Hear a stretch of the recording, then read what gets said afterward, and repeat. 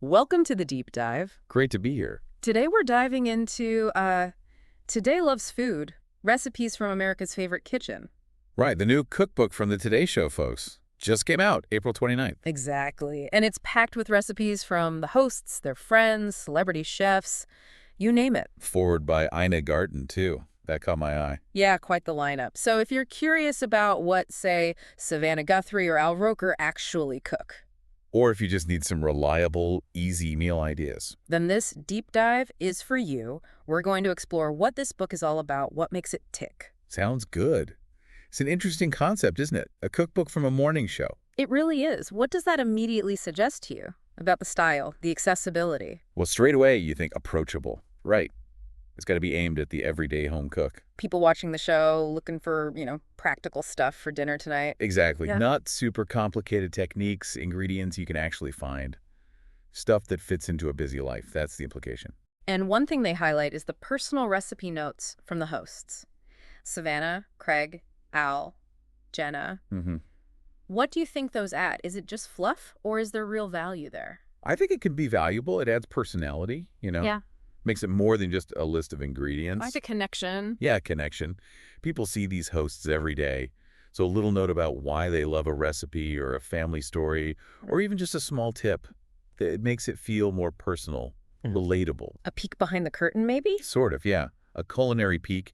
It differentiates it from, say, a more anonymous collection of recipes. Okay, but then they also throw in recipes from big-name chefs. Mm. Bobby Flay, Martha Stewart, Jose Andres. Right, a pretty stellar list. How does that fit in? Does it balance the home cooking vibe, or could it, I don't know, confuse things? That's the key question, isn't it? It definitely broadens the scope. You expect different things from different chefs. Like Bobby Flay brings the bold flavors, maybe? Probably. Southwestern influences, maybe more restaurant-style thinking, even if simplified. And Martha.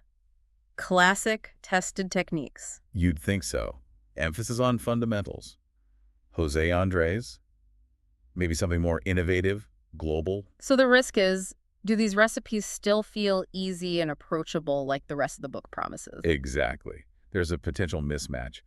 Are they simplified too much for people who know the chef's work? Or are they still too complex for the beginner cook the show attracts? A tricky balance to strike. Definitely. It's trying to appeal to fans of the hosts and people interested in the chefs. It could satisfy both or neither, depending on the execution. Okay, let's talk about Ina Garten's forward. That feels significant. Oh, absolutely.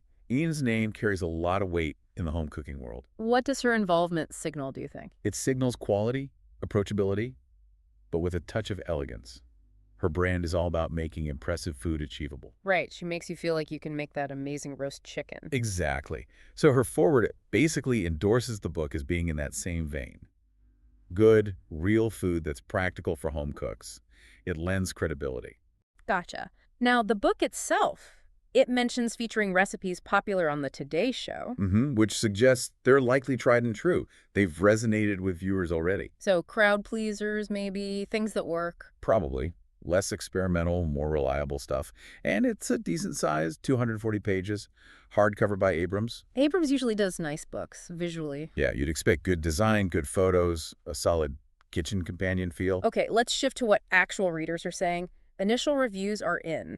It's averaging 4.1 out of 5 stars. Based on 19 ratings, so still early days. True. But what's the feedback like? We see good things about the anecdotes, the easy recipes. Which lines up with what we've been saying, the personal touch, the accessibility. People seem to like the layout and photos, too. Though there's also some critique. Some wanted more specific recipes from the chefs. Ah, so maybe the chef contributions felt a bit generic or not distinct enough. That ties into our earlier point about expectations. Could be. And then you have the extremes. One reviewer found it worthless, only liked one recipe, while another thought it was overpriced, but still appreciated the stuff from the Today crew. See, that's fascinating. It shows people buy these for different reasons. Some want pure culinary value. Others want that connection to the personalities. And value is subjective, right? Especially with cookbooks. Totally. But despite the mixed comments, it is #1 bestseller in categories like quick and easy cooking and celebrity and TV show cookbooks. That tells you something right there. It really does. It confirms it's hitting its target audience, people looking for quick meals and fans of the show. The core premise is landing. Makes sense. We know the physical details, too. Hardcover, decent size, about 8 by 10 inches. And there's a Kindle version too, which is always handy for instant access. Definitely. Okay, so let's maybe run through some quick FAQs that might help anyone listening who's considering this book. Sound Yeah, let's do it. Like a quick reference guide. All right, first one. Who are the main contributors? We've touched on this, but just to be clear. Sure. It's curated by the Today hosts.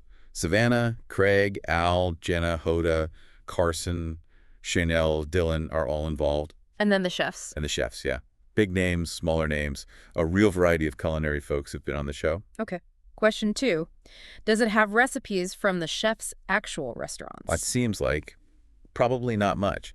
Based on reviewer comments, the focus seems more on home-style recipes the chefs shared on the show, not their signature restaurant dishes. Good to know. Sets expectations.